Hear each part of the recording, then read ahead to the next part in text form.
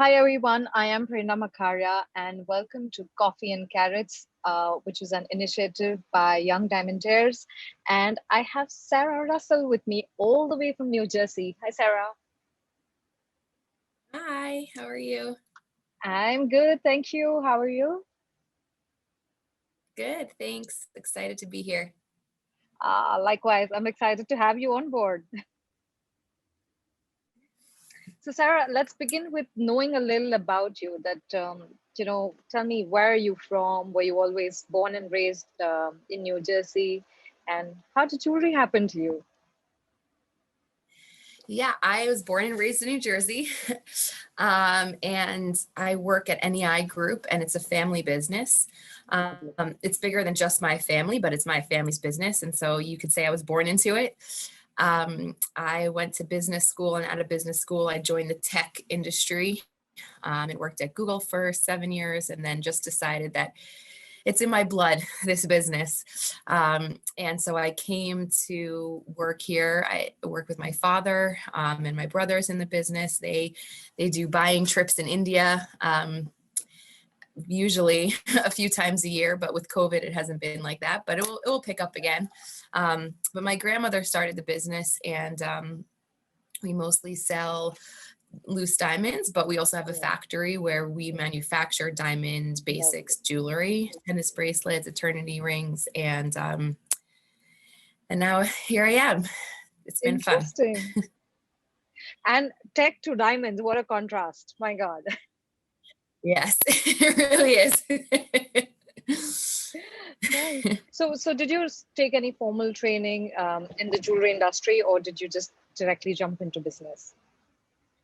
Aside from just growing up with tweezers in my hand, I went to GIA and I got my graduate diamond degree.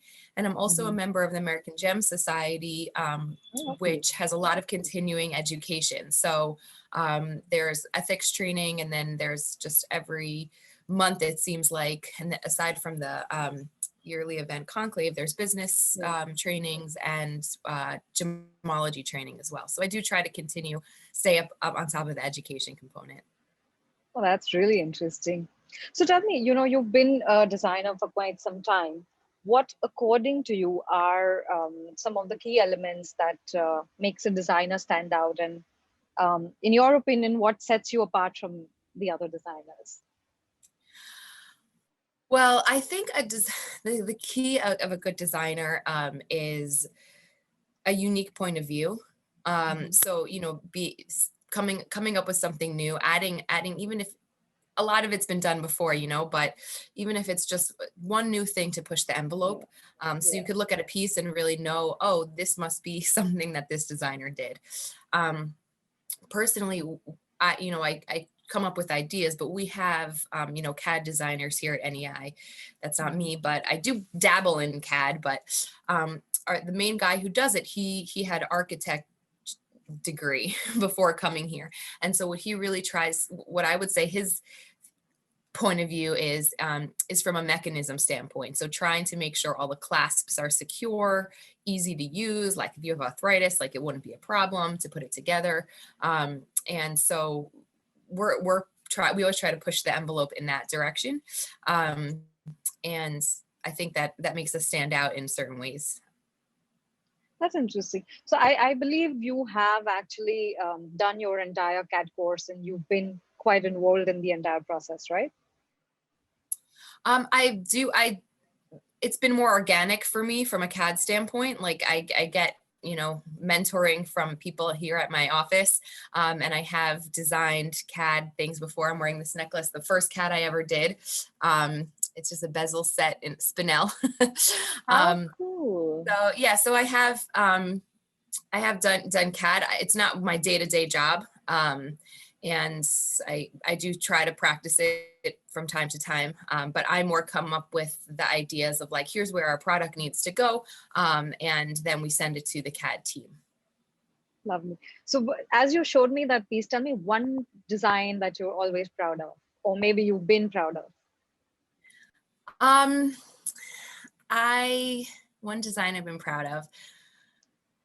when I first came here, I designed a ring in the shape of a knot.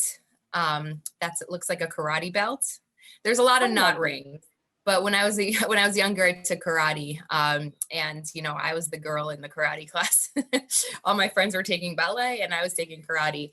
And I feel like you can be a tough girl and still wear diamonds, and more than ever. Yesterday was International Women's Day, and I think people are celebrating that Yes. strong Yes. and feminine at the same time. So that ring really says that to me when I wear it. It's very feminine. It's full of diamonds, but the knot is very distinct because it looks like a gi. So I say I'm proud of that. I think that's a very important point you made. That a woman can be tough, but she can be feminine at the same time, and that's a great connect. When you bring the multitasking side of a woman out, that's such an important facet of her. Okay, tell me. Speaking of some of your achievements, are there any of your achievements that you feel that you feel really proud about yourself, like a pat on your back? Yeah, actually, this here is my Young Title Holder of the Year award. Oh my Sorry. God! Thank Congratulations. you. The last year and a half or I guess year has been COVID. So this was back before that happened. But it was a recognition from the American Gem Society, basically about my contributions to the industry, coming up with events and creating webinars and just generally trying to bring our community together. And so it was a lot of work to just join the industry from outside of your day-to-day job and really make a community together. And so it was nice to be recognized for it. Oh my God, that's really cool. I must say, a pat on your back for yourself. Well, actually, did the shoulder, but about the back. Okay, so we've spoken about your achievements, but you must have also had your own sets of challenges that you feel are a part of the business. So, especially with COVID, do you think are there any challenges you're facing now, and any tips that you would like to share how you've overcome all of these? Yes. For us, the lack of travel has been really hard during COVID. We haven't gone to India to restock our supply, and we really look forward to doing that soon. And just not being able to go on the road with our line and sell our line. We usually have salesmen going knocking on jewelry doors that we have relationships with and creating new relationships. We haven't had a trade show, so it kind of handcuffs you a little bit. I would say the tip is to just stay involved in the community. Thanks to the YDs, I feel like I have this new global network, and there's so many people like you and just leaders around the world who are connecting us, teaching us, trying to do business over WhatsApp, over Facebook, over Zoom. So even though you might feel handcuffed, there's opportunity everywhere, but you really just have to go seek and find it, and to just stay involved in the community and do what's available to you. Lovely. So since you mentioned about India, like what brings you to India? What kind of sourcing do you do from here? Diamonds mostly. I mean, we're mostly a diamond house, I guess. And so we go there, and it's really my brother and my and one of our partners who go to do the buying trips to buy, cut diamonds. Lovely. So here's a shout out to all the companies in India. Sarah is going to soon visit India, and you can supply your diamonds to her. Yes. Can't wait. Yes. Okay. We've spoken business. Now let's do a little fun session. I'm going to ask you like quick questions, and you need to pick any one answer of the two. Okay. Okay. Sarah prefers diamonds or gemstones? Diamonds. Jasper or Boulder Opal? Jasper. Okay. Any reason specifically for that? I mean, it's hard. That's a hard one for me. I like that they're both organic. I really do like them. But Jasper, you see a picture, it tells a story. You could frame it and put it on your wall. I love Jasper. Okay. Tucson show or the Vegas show? I like Tucson show because I go as a buyer, and who doesn't like shopping? Shopping versus work. Yes, we all women do. Exactly. Shop till you drop. Exactly. Okay. Snowboarding or bike riding? Oh, I that's should really, also add another one. Now I should also add karate in this. oh my gosh. Okay, so it's definitely between snowboarding and bike riding because they're both outside, but that's really tough. Snowboarding gets me through the winter, and bike riding takes me through the rest of the seasons. Um, I have to say snowboarding because in the winter it's like what I grab onto, and it's like the nugget of hope that I have that it's going to be, that it's a fun season. Whereas bike riding, you do it in the spring and summer, and it's just all around a fun season. So snowboarding.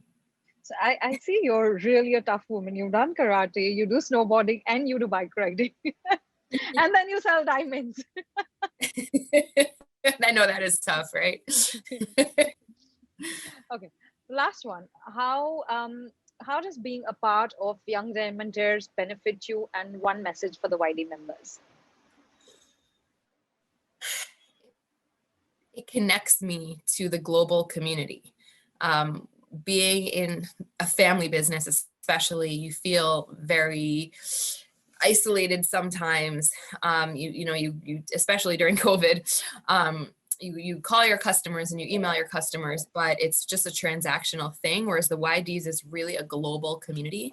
Yeah. And I've learned so much from you guys, the webinars that are shared, and the articles and the general discussion that opens my eyes to what, something I might not be aware of, but also just makes me feel connected that, okay, we're all going through the same thing together, and meeting new business contacts.